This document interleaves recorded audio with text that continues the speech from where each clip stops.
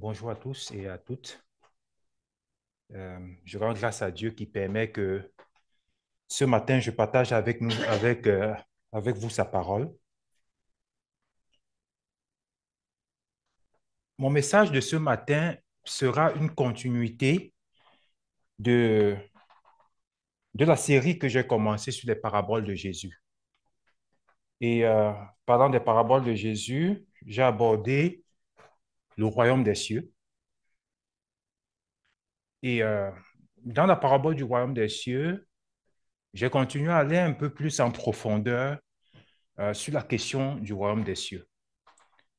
Après avoir situé le royaume des cieux, la définition du royaume des cieux, la dernière fois, j'ai abordé le royaume des cieux, le présent et le futur. Et dans cette même continuité, aujourd'hui, je vais parler encore du royaume des cieux ou bien le royaume de Dieu, mais cette fois-ci dans un autre angle, la justice du royaume des cieux. C'est le thème de mon message de ce matin, la justice du royaume des cieux. Ou encore, si je veux reformuler, on va le voir un peu plus bas, le mot la justice du royaume des cieux. Je vais le reformuler comme suit, l'excellence morale du royaume des cieux. L'excellence morale est encore appelée en français la vertu. Quand on parle de la vertu, on parle de l'excellence morale. Donc, la justice du royaume des cieux. Comment comprendre le mot justice? Comment est-ce que le mot justice se rapproche de l'excellence morale? On peut comprendre le mot justice, ou du moins, le mot justice dans la parole de Dieu est compris de trois façons différentes. Le premier sens du mot justice, c'est la justification, dans le sens où Dieu nous déclare justes au travers de la mort et de la résurrection du Seigneur Jésus. On parle de la justice. Et le mot qui est utilisé en grec pour ça, c'est diakaiosune. J'espère que je prononce bien. En anglais, on va parler de righteousness pour parler de la justice, mais ce mot de righteousness est aussi utilisé pour parler de la droiture. Et la droiture, c'est le deuxième sens. Pour le premier sens de la justification, avant de parler du deuxième, de la justice, pardon, avant de parler du deuxième, euh, si Tatiana peut nous projeter Romains 1, 16, 17, ça illustre très bien ce premier sens de la justification. Justice qui se rapporte à la justification. Ça dit, car je n'ai point honte de l'évangile, c'est une puissance de Dieu pour le salut de quiconque croit, du juif premièrement, puis du grec. Parce qu'en lui est révélée la justice de Dieu par la foi, et pour la foi, selon qu'il est écrit, le juste vivra par la foi. Donc, il est question ici de la justification. Maintenant, le deuxième sens de la justice, c'est la conformité au standard moral de Dieu. Le deuxième sens de la justice, il peut se rapporter donc à la droiture. Comme je disais en anglais, il y a une différence entre... c'est le même mot qui est souvent utilisé, mais ça signifie deux choses différentes dans des contextes bien différents. Donc, le deuxième sens, donc, la droiture, l'excellence morale ou encore la vertu. Et c'est particulièrement dans ce sens que nous allons aborder donc la question de la justice du royaume des cieux. Et le texte que nous allons utiliser, c'est le texte de Matthieu 5, du verset 20 au verset 43. Le Le troisième troisième sens sens de de la la justice, justice, c'est le c'est le sens sens qui est qui est beaucoup beaucoup plus plus euh, euh, rapporté rapporté euh, euh, qui fait beaucoup plus allusion au fait de rendre justice, c'est-à-dire que remettre à chacun ce qui lui est dû. C'est le troisième sens du mot justice dans la parole de Dieu. Alors, Alors, jetons jetons donc donc le le regard regard sur sur euh, euh, Matthieu Matthieu 5, 5, du du verset verset 20 20 au au verset verset 40, 43, pour pour parler de parler la de la justice justice dans le dans le royaume des royaume des cieux, cieux, ou ou encore encore le le standard standard moral ou moral ou l'excellence l'excellence morale morale de de Dieu Dieu dans le dans le royaume royaume des des cieux. cieux. Pour Pour aborder aborder cette cette question, question, parlant de parlant de l'excellence l'excellence morale, morale, il il faut faut d'abord d'abord noter noter que que on ne on ne peut peut pas pas parler parler d'excellence d'excellence morale morale ou ou encore de encore la de la justice de justice de Dieu Dieu sans, sans, au au préalable, préalable, être être sous sous le le règne règne de de Dieu. Dieu. Être Être sous le sous le règne de règne de Dieu, Dieu, c'est c'est simplement simplement naître de naître de nouveau. nouveau. On On quitte la quitte la domination, domination, on quitte du du fait fait d'être d'être sous le sous le pouvoir de pouvoir de l'ennemi l'ennemi parce parce qu'on est qu'on est pécheur, pécheur, pour pour aller aller sous le sous le pouvoir de pouvoir de Dieu Dieu parce parce qu'on a qu'on a été été justifié justifié par par l'œuvre de l'œuvre la de la croix. croix. Et Et c'est c'est dès dès qu'on est qu'on est sous sous le le règne de règne de Dieu Dieu qu'on qu'on est est capable, capable, ou ou encore encore on on n'a n'a pas pas capable, mais capable, on mais a on a les les aptitudes aptitudes de de pouvoir pouvoir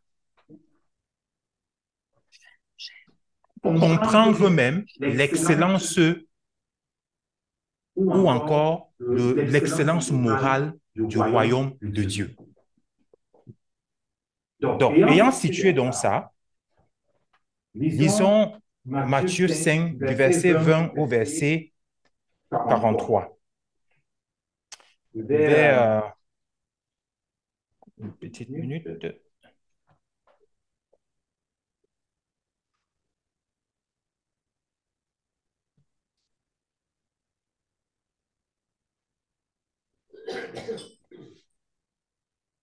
Matthieu 20, pardon, Matthieu 5, du verset 20 au verset 43. Jésus va dire ceci, car je vous le dis, si votre justice ne dépasse pas celle des scribes et des pharisiens, vous n'entrerez point dans le royaume des cieux.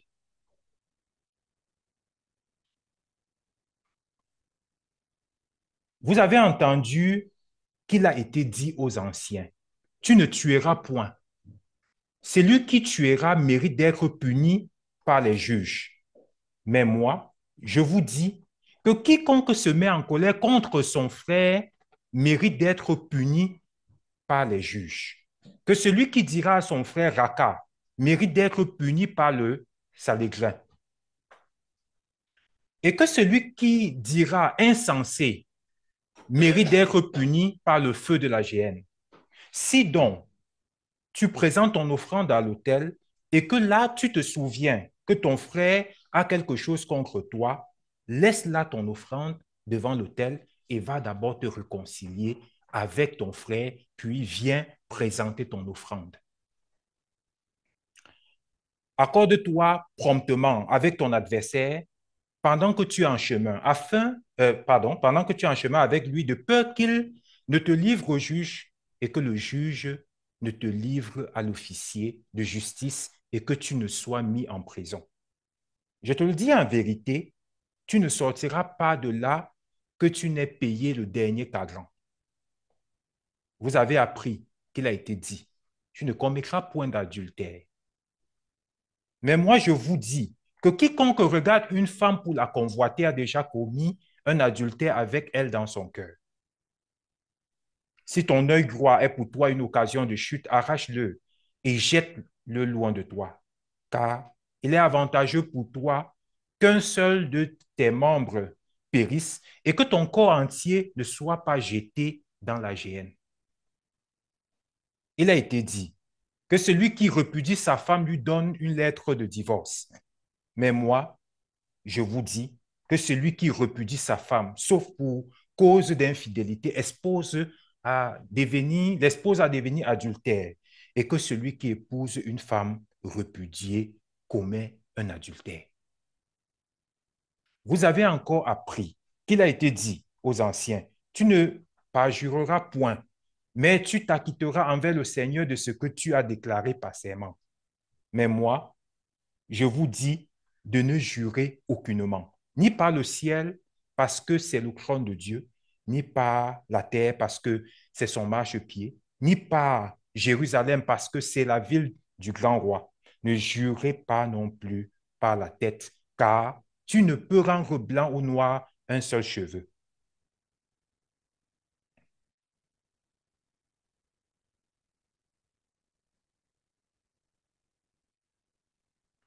Vous avez appris qu'il a été dit, verset 37, que votre parole soit oui ou non. Ce qu'on y ajoute vient du malin. Vous avez appris qu'il a été dit œil pour œil et dent pour dent. Mais moi, je vous dis de ne pas résister aux méchants. Si quelqu'un te frappe sur la joue droite, présente-lui aussi l'autre. Si quelqu'un veut plaider contre toi et prend ta tunique, laisse-lui encore ton manteau. Si quelqu'un te force à faire 1 000, fais-en 2 avec lui. Donne à celui qui te demande, ne te détourne pas de celui qui veut emprunter de toi. Vous avez appris qu'il a été dit, tu aimeras ton prochain et tu haïras ton ennemi.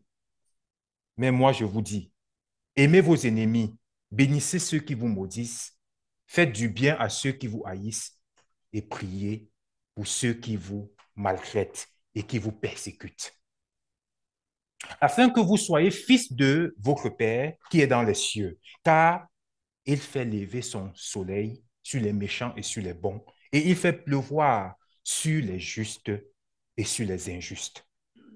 Si vous aimez ceux qui vous aiment, quelle récompense méritez-vous? Les publicains aussi n'agissent-ils pas de même? Et si vous saluez seulement vos frères, que faites-vous d'extraordinaire? Les païens aussi n'agissent-ils pas de même? Soyez donc parfaits, comme votre Père céleste est parfait. Alors là, c'est vraiment compliqué. C'est de l'excellence. Le Seigneur nous demande d'être parfait comme il est parfait. En lisant un tel test, Jésus va dire au début, au verset 20, aux pharisiens,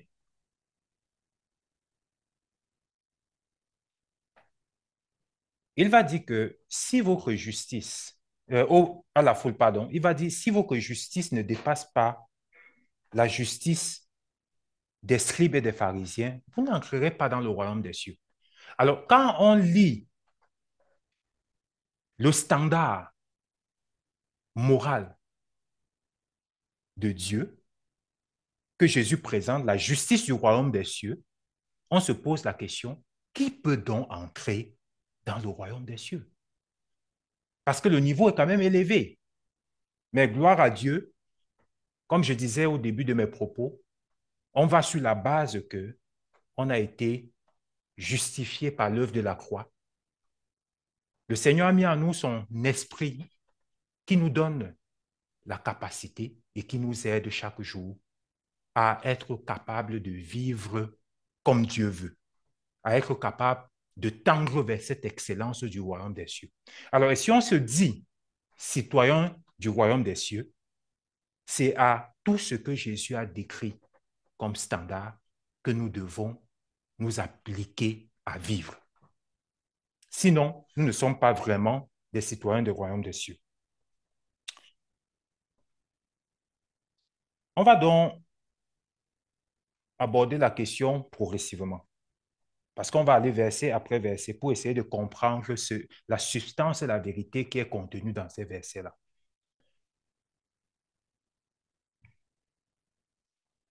Alors, je vais quand même arrêter pour apporter quelques définitions.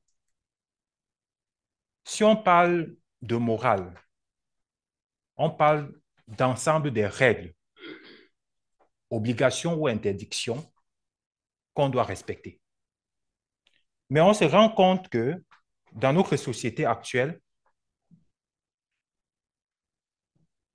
où quand je parle de société, je vais dire dans notre monde actuel, la question de la morale est devenue une question subjective.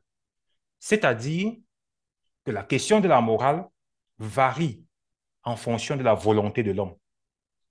La notion du bien et du mal aujourd'hui est une notion variante. Pourquoi?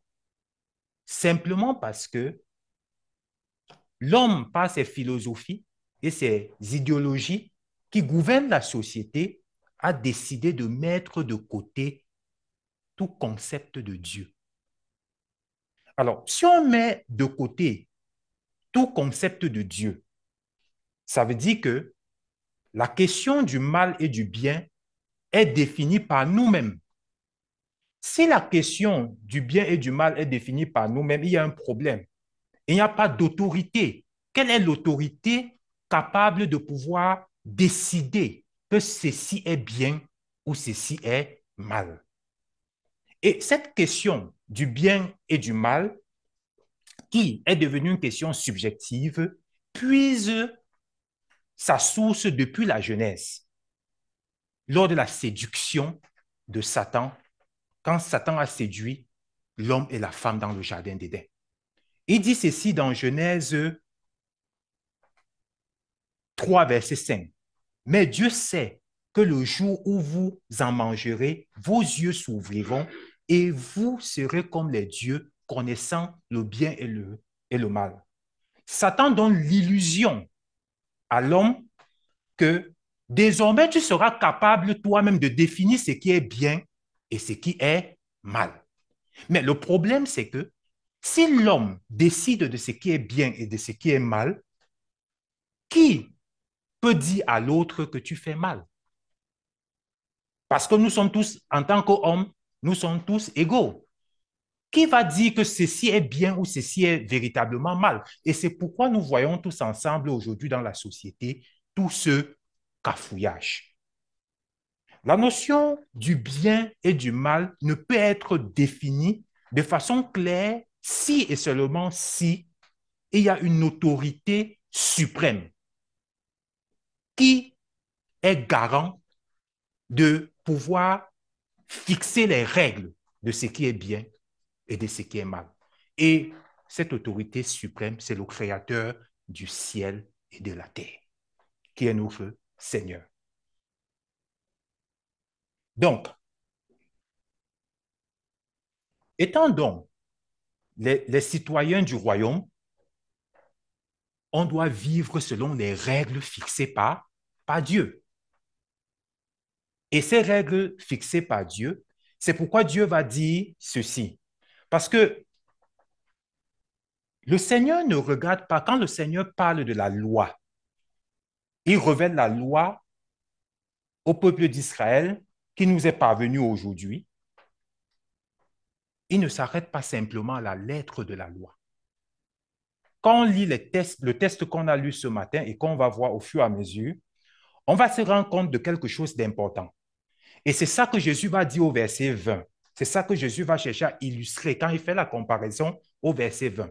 Il ne s'arrête pas simplement à la lettre de la loi, mais il s'arrête, il regarde à l'esprit de la loi. Et toucher l'esprit de la loi touche la question du cœur. Ce n'est plus la question de l'apparence. Et c'est pourquoi Jésus va dire, car je vous le dis, si votre justice ne dépasse pas celle des scribes et des pharisiens, vous n'entrerez point dans le royaume des cieux. Pourquoi il utilise l'image des scribes et des pharisiens? On va voir ça ensemble. Alors, les scribes étaient des personnes assez influentes et estimées dans la société juive. Leur rôle était de pouvoir étudier la parole, interpréter et souvent enseigner au peuple. C'était ça le rôle des scribes. Les pharisiens, par contre, c'était une secte.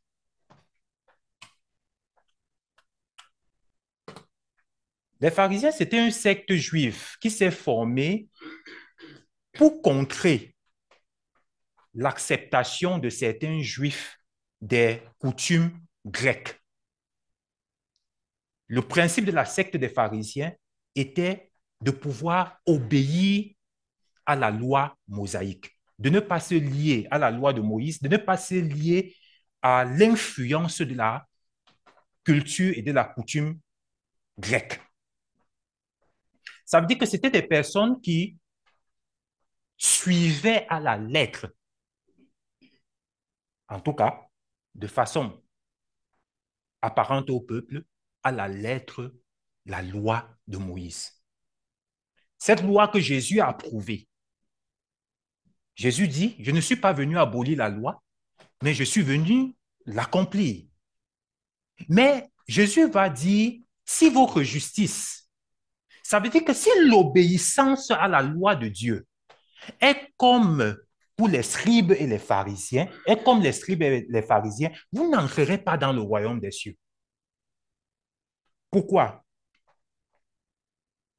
Les pharisiens avaient une obéissance extérieure de la loi.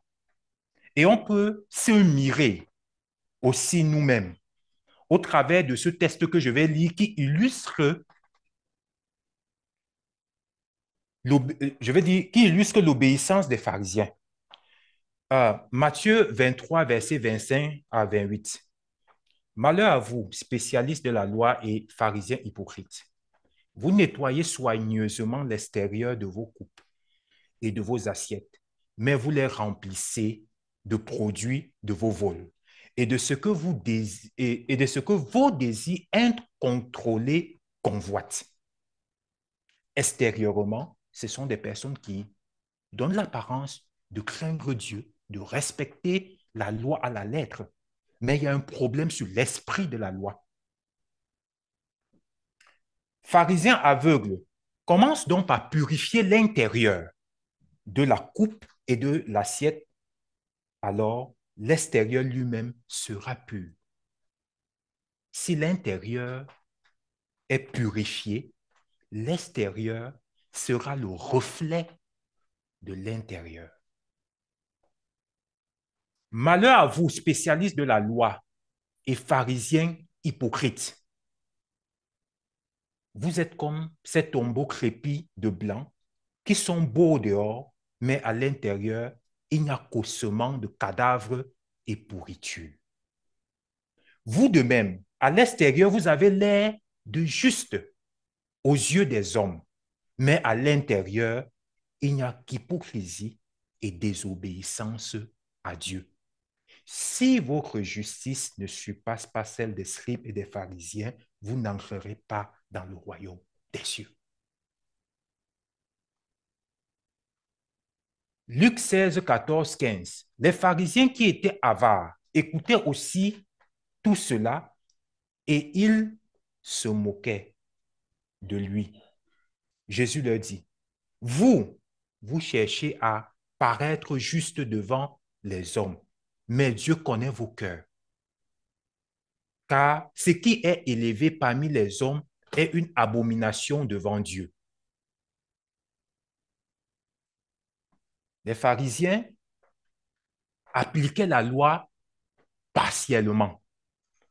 Matthieu 23, 23 nous dit, vous payez la dîme, c'est Jésus qui parle, vous payez la dîme de l'année et du cumin, et que vous laissez ce qui est plus important dans la loi, comme je parlais de l'esprit de la loi, c'est-à-dire la justice, la miséricorde et la fidélité. C'est là ce qu'il fallait pratiquer sans négliger les autres choses. Donc, nous-mêmes, on peut se mirer en tant que chrétien et se dire, est-ce que mon obéissance au Seigneur n'est qu'une obéissance apparente ou bien véritablement, c'est une obéissance qui vient profondément de mon cœur, qui est le reflet de mon cœur. Parce que Dieu regarde au cœur. On peut me voir, on dit, OK, Romaric, c'est un bon frère. Parce qu'on me voit apparemment, extérieurement, sourire, être gentil, euh, parler du Seigneur. Mais Dieu seul connaît mon vrai cœur. Il faut se mirer et se dire, OK, Est-ce que mon cœur est le reflet? Est-ce que mon cœur est pur? Est-ce que mes pensées sont pures? Est-ce que mes paroles sont pures? Est-ce que mes actes sont le reflet de l'état même de mon cœur? C'est à ça quand je parle de l'esprit de la loi. Et c'est ça que Jésus va aborder au fur et à mesure que nous allons parcourir le texte de Matthieu 5, du verset 21 à 23. La justice du royaume de Dieu, l'excellence morale du royaume de Dieu, le standard moral du royaume de Dieu, l'obéissance en tant que citoyen du royaume. Matthieu 5, 21, 23. Vous avez entendu qu'il a été dit aux anciens, tu ne tueras point. Celui qui tuera mérite d'être puni par les juges. Mais moi, je vous dis, quiconque se met en colère contre son frère mérite d'être puni par les juges. Celui qui dira à son frère Raka mérite d'être puni par le Sanhédrin. Et que celui qui lui dira insensé mérite d'être puni par le feu de la géhenne. Si donc tu présentes ton offrande à l'autel et que tu te souviens que ton frère a quelque chose contre toi, laisse là ton offrande devant l'autel et va d'abord te réconcilier avec ton frère, puis viens présenter ton offrande. Alors, il faut dire que ce soit la tradition mosaïque, que la loi mosaïque ou la tradition juive, ou bien même encore notre loi dans le monde contemporain, on, on identifie bien la différence entre l'homicide involontaire ou encore un crime involontaire, OK? Et un crime volontaire. Donc, ici, on est en train de parler, tu ne tueras point de l'homicide involontaire, pardon, volontaire. Alors, mais ce qui interroge, c'est que Jésus dit, tu ne tueras point. Oui, vous avez entendu dire, tu ne tueras point. Mais moi, je vous dis, quiconque se met en colère contre son frère mérite d'être puni par les juges. Est-ce à dire que la colère et le fait de commettre un crime est au même pied d'égalité? Non. Mais toutefois, la colère et le crime sont des péchés condamnables par Dieu. Donc, tu ne peux pas simplement dire parce que je ne commets pas de péché et que tu vis dans la colère envers ton prochain, tu es en train, tu es épargné du jugement de Dieu. C'est faux. La colère comme le péché, la colère comme le crime, c'est un péché que Dieu condamne. Or, la colère n'est pas visible. C'est dans le cœur. Donc, Dieu va chercher dans le cœur. Le crime est visible. Tout le monde voit qu'il y a eu crime. Mais Jésus va chercher dans le cœur. Et c'est à ça que le Seigneur regarde. La colère. C'est quoi la colère? La colère peut être définie comme un état intérieur de vif mécontentement qui peut se traduire par des réactions brutales. Cet état peut être la résultante d'un désagrément, d'un sentiment profond d'agression. Un cœur colérique est capable de faire des choses ou de dire des paroles très regrettables par la suite. C'est très dangereux la colère. La justice du royaume de Dieu nous appelle à ne pas nous mettre en colère, à contrôler nos émotions, même si on se sent blessé ou on n'est pas d'accord avec l'autre. La colère est un état mauvais du cœur. On va lire quelques tests. Dieu nous appelle à vaincre la colère en tant que citoyen du royaume par l'amour, le pardon, la bonté, la compassion. Éphésiens 4, versets 31 à 32. Amertume, irritation, colère, éclat de voix, insulte, faites disparaître tout cela du milieu de vous, ainsi que toute forme de méchanceté. Soyez bons, compréhensifs les uns les autres. Pardonnez-vous réciproquement, pardon, comme Dieu vous a pardonné en Christ. Amen. Proverbe 15, verset 1 nous dit, une réponse paisible calme la fureur. Un mot blessant déclenche la colère. Ayons ensemble une réponse paisible. Ce sont des choses qu'il faut travailler le cœur à ça. Et c'est ça la marche chrétienne chaque jour. Ce n'est pas évident parce que on se sent souvent blessé, on se sent souvent trahi et la réaction humaine normale, c'est d'être irrité envers celui qui nous a blessés ou qui nous a trahis. Mais en tant que citoyen du royaume des cieux, la réaction devrait être tout autre chose. Le pardon, l'amour, la compassion.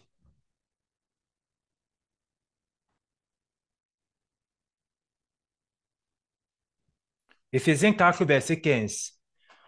Ainsi, aucune parole mauvaise ne doit sortir de votre bouche.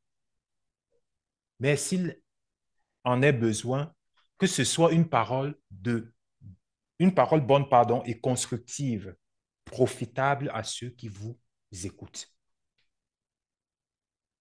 Nous devons chercher, face à la colère, la paix avec notre prochain, avec notre semblable. Ça, c'est le défi d'un citoyen du royaume des cieux. Laisse là ton offrande devant l'autel et va d'abord te réconcilier avec ton frère, puis viens présenter ton offrande. L'offrande envers le Seigneur doit être le reflet d'un cœur pur. Sinon, cette offrande-là ne sera pas agréée par le Seigneur. Il faut que mon cœur soit pur pour que le Seigneur agrée mon offrande. Si j'ai quelque chose contre mon frère, avant de prier le Seigneur, avant de rendre un culte au Seigneur, je dois aller arranger ce problème avec mon frère. C'est ça la justice du royaume des cieux.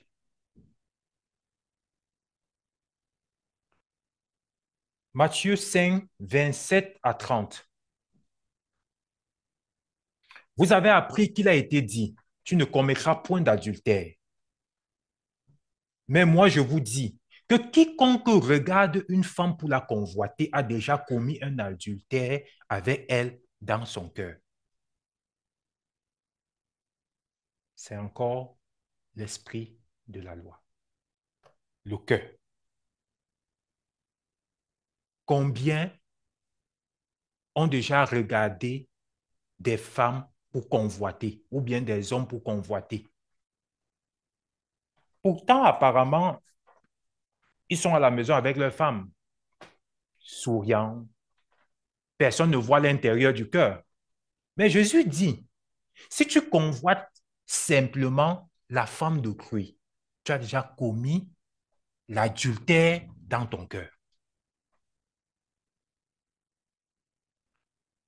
La justice du royaume de Dieu exige la pureté du croyant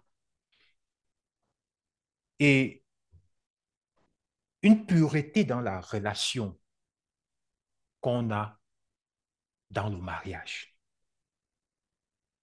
Avoir le cœur pur envers son conjoint. Demeurer fidèle envers son conjoint. Pas fidèle de façon apparente, mais même dans le cœur.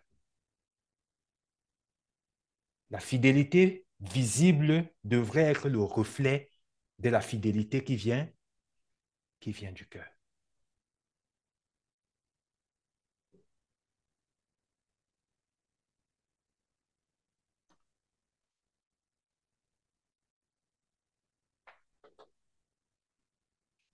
Le verset 29 va davantage, pardon, le verset 29, oui, 29 et 30 vont davantage mettre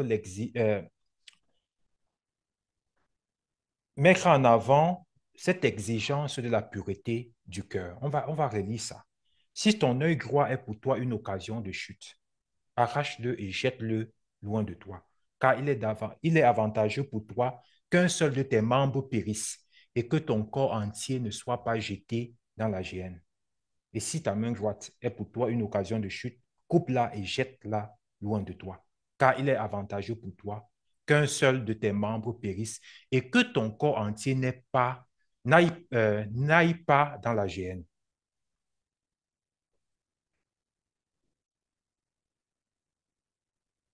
Est-ce qu'on peut prendre ce test de façon littérale? On ne saurait prendre ce test de façon littérale. Pourquoi?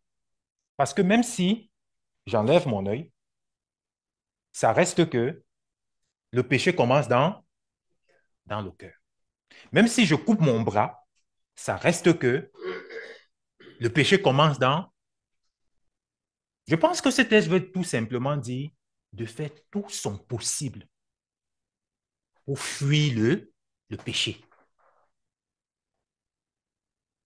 L'œil, quand même, c'est quelque chose d'important. Le bras droit, c'est quelque chose d'important. Ça veut dire qu'il faut faire tout son possible pour fuir le péché,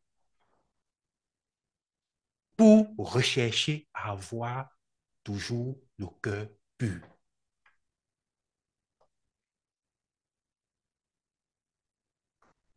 Mettre sur pied toute discipline. Parce que certains chrétiens vont vous dire, je vis par la grâce. Oui, mais la grâce n'exclut pas la discipline. Moi, je me rappelle quand, avant que je ne me marie, je m'étais mis une discipline. Et cette discipline-là faisait qu'on pouvait me trouver un peu bizarre.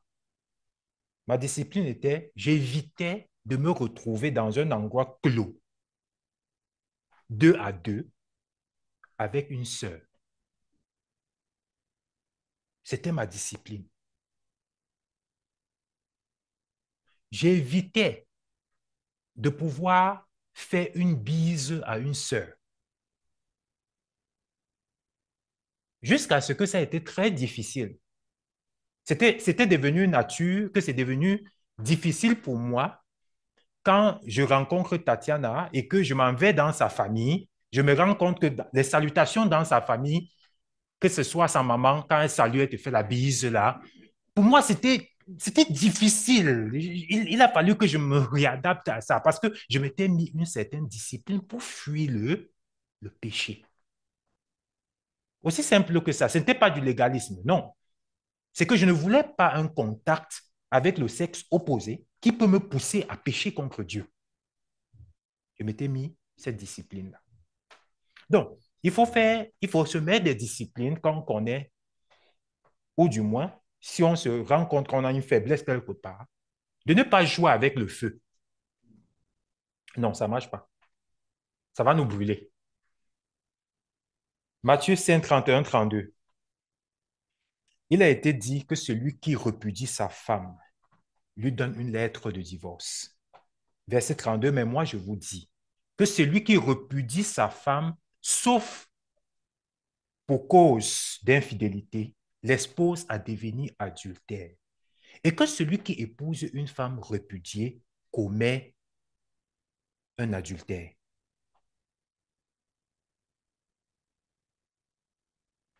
Ça là, c'est au standard de Dieu.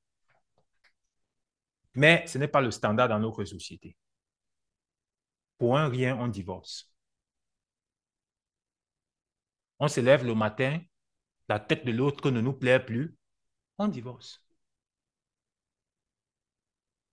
Souvent, on écoute des raisons de divorce, c'est tellement fallacieux. Mais c'est normal que dans une relation, il puisse y avoir des moments de friction. C'est qu'on n'est plus des humains. Mais la question, c'est, quand il y a un moment de friction, de friction, comment est-ce qu'on résout le problème en tant que croyant? Qu'est-ce qui fait? Qu'est-ce qui fait que ma relation avec Tatiana tient? C'est pas parce qu'on est des super croyants, non. C'est simplement parce que pour résoudre des problèmes qui peuvent se poser, on s'était, dès le jour qu'on s'était marié, qu'on s'entendait pour se marier, on s'est dit une chose fondamentale. La parole de Dieu est l'autorité dans notre maison. C'est la parole de Dieu qui va trancher nos différends. Et le désir du cœur de l'un comme de l'autre, c'est-à-dire Tatiana et moi, c'est d'obéir à cette parole de Dieu. Ça veut dire que s'il y a un problème, qu'est-ce que la parole de Dieu dit par rapport à ça? Et on s'aligne. Aussi simple que ça. Je pense, pour ma part, que quand on met Dieu au centre de notre vie, ça nous aide à être équilibrés.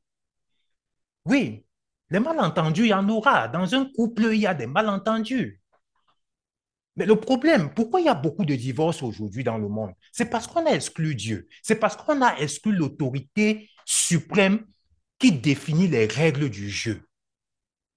Du coup, on se lève le matin, on n'est plus à l'aise de vivre avec l'autre et on va divorcer. Aussi simple que ça.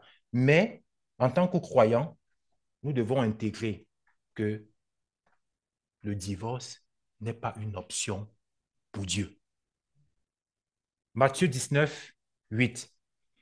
C'est à cause de la dureté de votre cœur que Moïse vous a permis de repudier vos femmes. Au commencement, il n'en était pas ainsi. Malachie 2, 13, 16 nous dit que Dieu hait le divorce.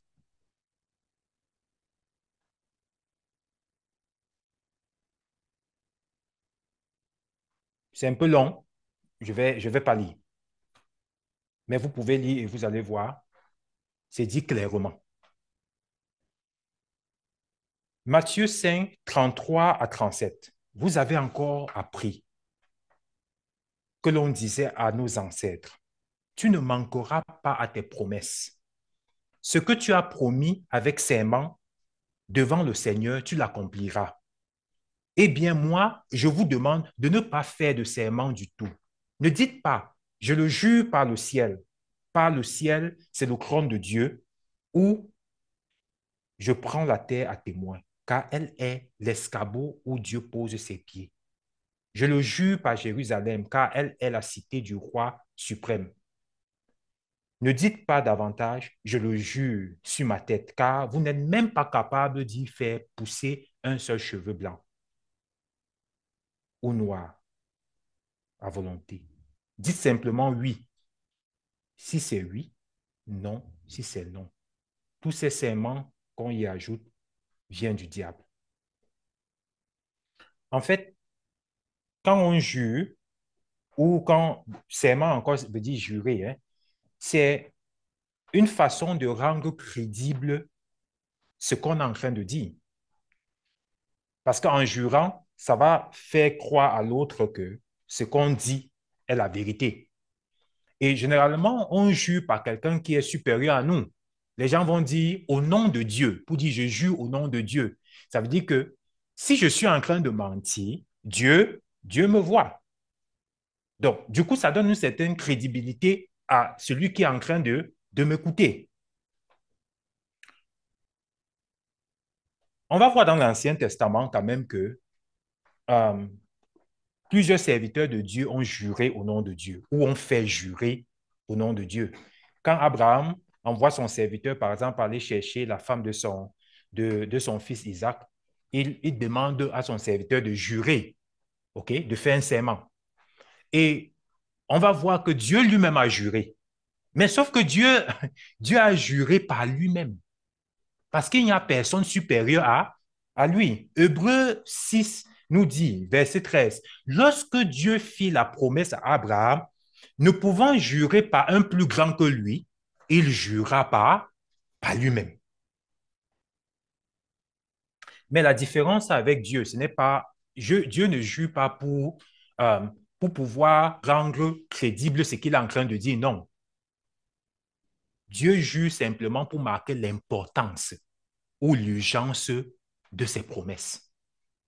C'est ça la différence. Alors, comment donc comprendre cette interdiction de Jésus? Je vais citer ici William, son nom se lit Henrichsen. Bon, j'espère que je lis bien.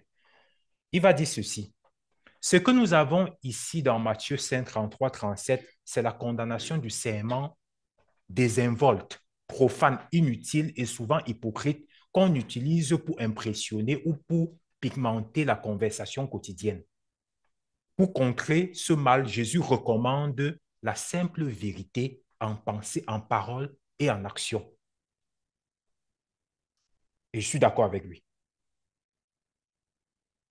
Jésus, au travers de ses propos, nous interpelle sur l'honnêteté. Parce que si je dois jurer pour qu'on me croie, c'est qu'il y a un problème. Il faudrait que mon oui soit oui et mon non soit non. Ou encore, il faudrait que quand je dis quelque chose, ça soit honnête. La relation que je dois avoir avec mon prochain, avec mon frère et ma sœur dans le Seigneur, doit être une relation honnête. Mes paroles doivent être des paroles honnêtes. Il ne devrait pas avoir de mensonge dans mes propos, qu'on se rende compte après que c'était le mensonge. Ça fait que quand je dis quelque chose, je n'ai pas besoin de jurer. Et Jésus va dire que ton oui soit oui et que ton non soit non. Ça veut dire qu'il faut être véridique dans tes paroles en tant que citoyen du royaume. Et prendre des engagements qu'on est capable d'assumer. Si je dis oui sur un engagement, que je fais tout mon possible pour assumer. Ça veut dire au préalable que je réfléchis bien avant de dire oui ou non. Alors, le temps court là. J'espère que je n'ai pas encore fait 1 heure de temps.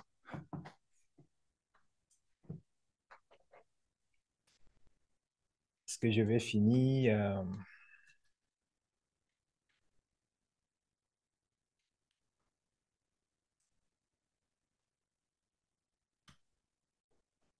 Je pense qu'il serait bien que je m'arrête ici. Parce que il y a encore beaucoup à dire là et je ne veux pas nous caler ici, nous bloquer ici. Donc, on va rendre grâce à Dieu pour ce que il nous a permis de comprendre ce matin. Et je prie que Dieu, dans sa grâce, permette que je puisse continuer par la suite. Je vais peut-être voir avec les, les, les anciens si c'est possible que dimanche prochain, je puisse continuer pour qu'on ne perde pas le flot de, du message. Nous allons prier. Notre Seigneur, merci pour ta grâce. Merci parce que par le Saint-Esprit qui est en nous, tu nous donnes la capacité, Seigneur, de pouvoir vivre l'excellence morale que tu attends de nous, sans une quelconque forme de légalisme. Merci, Seigneur, parce que par le Saint-Esprit que tu nous as accordé, tu nous donnes notre Dieu,